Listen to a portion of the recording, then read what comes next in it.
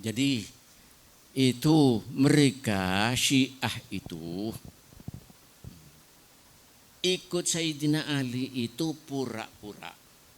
Sudah sejarahnya nanti di sebab ini cinta kepada Ahlul Bait akan lebih jelas itu. Jadi mereka ceritanya di zaman Sayyidina Umar memang diusir, sudah bersuara di zaman Sayyidina Umar bahwa itu Ali oleh anak buahnya Sayyidina Umar, akhirnya seperti bupatinya atau gubernurnya dipanggil itu Abdullah bin Sabah. Siapa kamu? Ya, Abdullah bin Sabah. Kamu apa? Saya ini orang Yahudi masuk Islam. Tidak. Beritanya kamu begini-begini. Kamu harus menyingkir dari sini.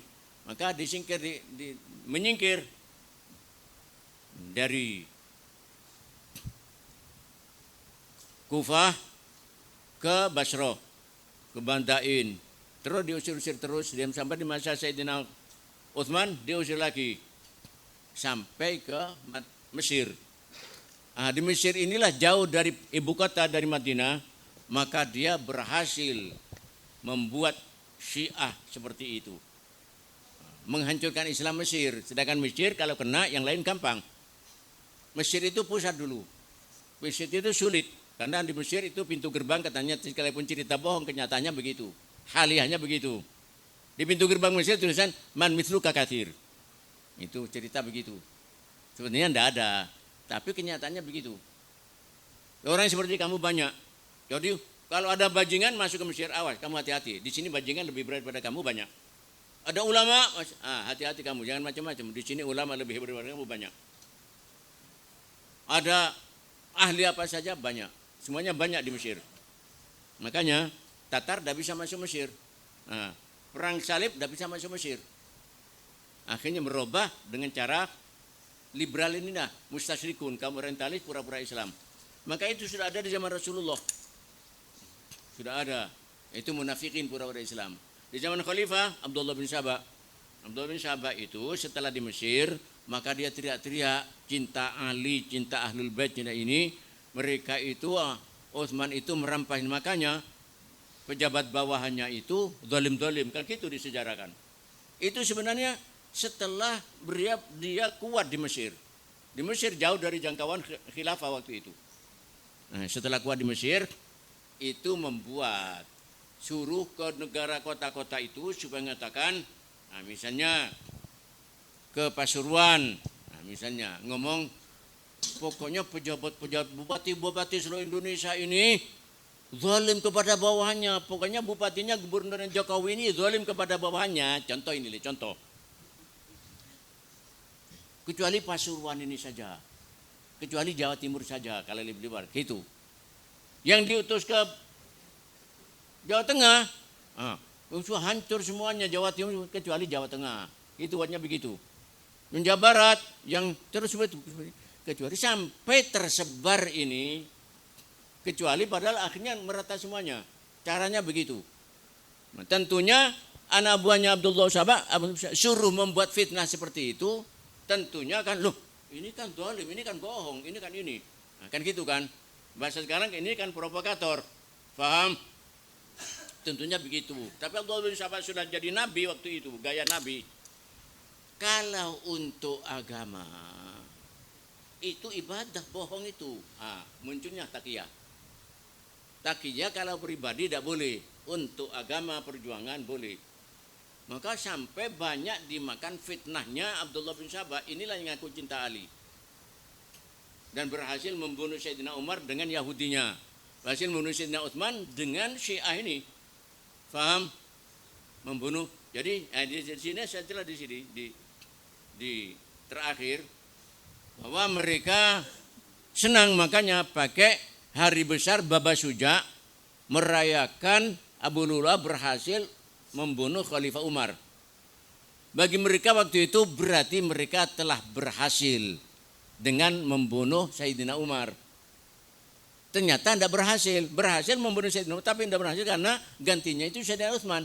Sayyidina Umar masih terus menyerang ke Iran. Maka ini kan dendamnya Iran, dendam Majusi. Iran terus diperluas. Jadi maksudnya Iran yang dijajah Iran seperti Syam, Syria ini kan jajahan Iran dulu itu. Jadi itu terus sama Sayyidina Utsman. Maka mereka tidak berhasil. Disinilah Abdullah bin Sabah membuat gaya lain. Selama orang Islam itu pakai berpegang kepada Islam yang sebenarnya tidak akan bisa dikuasai. Berhasil membunuh gantinya sama. Maka disinilah di zaman Sayyidina Utsman mereka berhasil memfitnah orang banyak, dan yang memberontak kepada Sayyidina Utsman yang dari Mesir memang adalah mereka itu adalah memang Syiah, sengaja untuk menguasai negara Islam.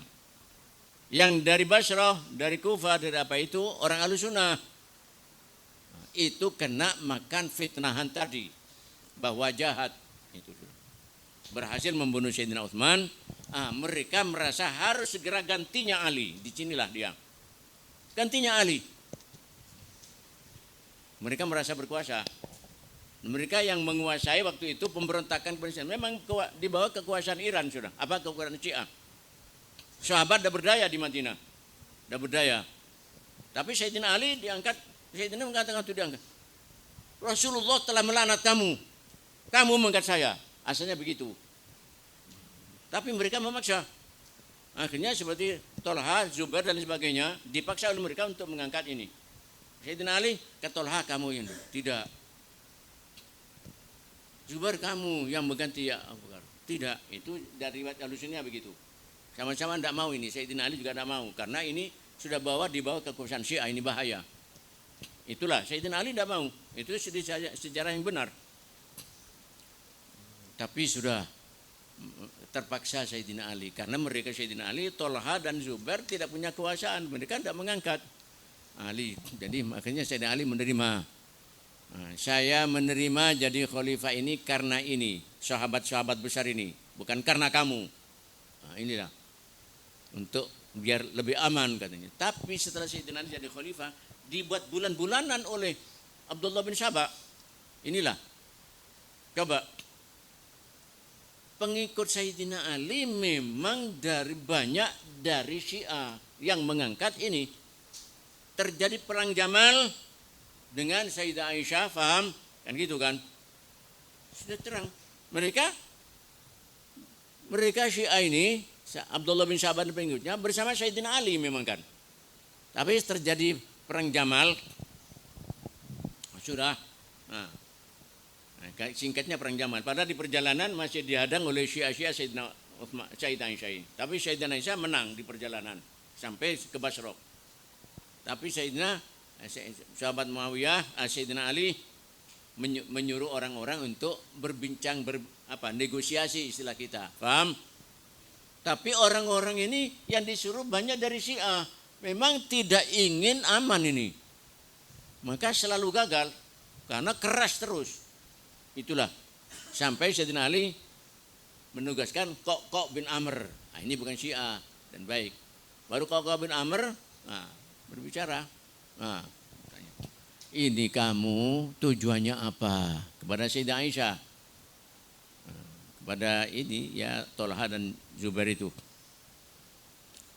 Tujuan saya ini untuk menyelesaikan. Kan saya ini ibunya orang. Ummul Mukminin kan. Bukan tujuan perang ini. Ummul Mukminin. Ini terjadi strategi besar karena seorang khalifah dibunuh. Khalifah baru sekarang ada khalifah dibunuh di tanah haram Madinah dan di bulan haram Dzulhijjah. Peristiwa.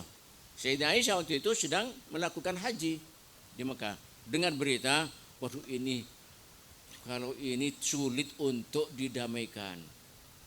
Barangkali saya didengar karena saya ibu mereka. Itulah tujuannya Aisyah. Tapi dihadang terus sama Syiah ini, tidak bisa. Sampai terjadi perang Jamal itu bagaimana? Ketika sudah Kok bin Amr dengan cara bijaksana ngomong begini. Sebenarnya sama kita tujuannya untuk mengkisos orang-orang yang membunuh Utsman sama dengan kamu. Tapi sekarang situasi seperti ini tidak bisa, tambah rumit. Bagaimana dalam situasi gini kita cari ini Sedangkan mereka pemberontak yang membunuh, pemberontak berkuasa. Coba kamu bersatu dengan ini kepada Ali bersatu. Kalau sudah bersatu, situasi tenang, maka bisa dicari pembunuh Utsman. Itulah pokok bin Amr, paham? Itu yang bijaksana, bukan Syiah ini.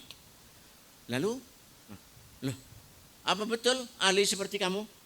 Iya, Ali sama seperti saya. Memang saya ditugas Ali seperti itu. Kalau gitu, saya mau damai. Nah, inilah. Akhirnya terjadilah mau damai. Karena waktunya habis, bukan waktu ini, enggak, waktunya itu. Kita bicarakan butir-butir perdamaian besok. Ini sepakat sudah.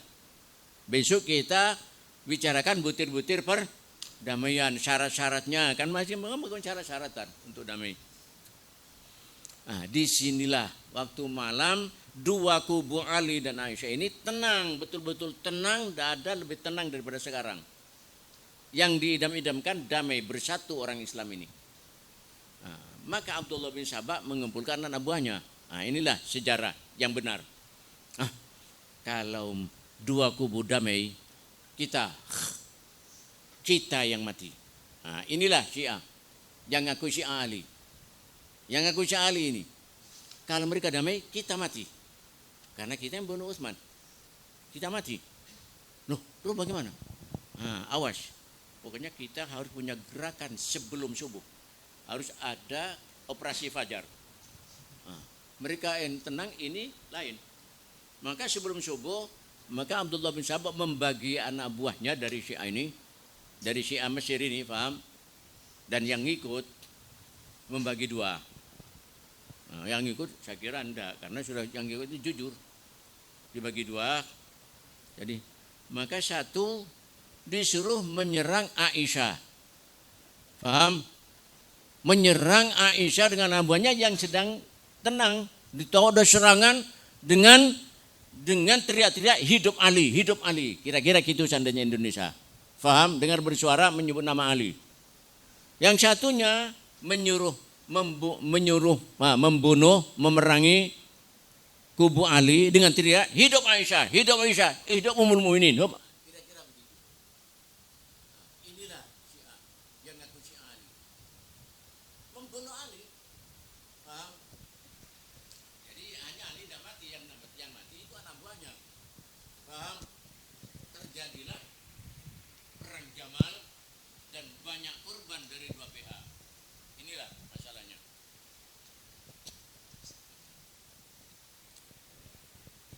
Dari dua pihak banyak korban. Ini fitnah yang ngaku cinta Ali. Membunuh kubu Ali dengan suara Aisyah. Membunuh kubu Aisyah dengan suara Ali. Mana mungkin ini cinta Ali? Dia telah menyisihkan dari kelompok ketiga yang menghancurkan kedua-duanya. Maka Sayyidina Ali sebelumnya sudah teriak-teriak tidak mau diangkat karena tahu Sayyidina Ali. Dan akhirnya Sayyidina Ali minta mati kepada Allah kan. Minta mati kepada Allah. Akhirnya Allah Ta'ala mengutus itu Ibnu Muljam itu. Ibnu Muljam dari Khawarij. Khawarij ini adalah asalnya dari Syiah itu. Dari pendukung Ali. Maka Khawarij bukan cinta Ali. Syiah bukan cinta Ali karena membunuh kubu Ali. Disinilah memang ini permainan dari sejak zaman Sayyidina Utsman. Permainan hanya tidak berhasil. Sayyidina Ali berhasil di zaman itu. Siffin ikut juga menghancurkan. Ini tentang sejarah Syiah.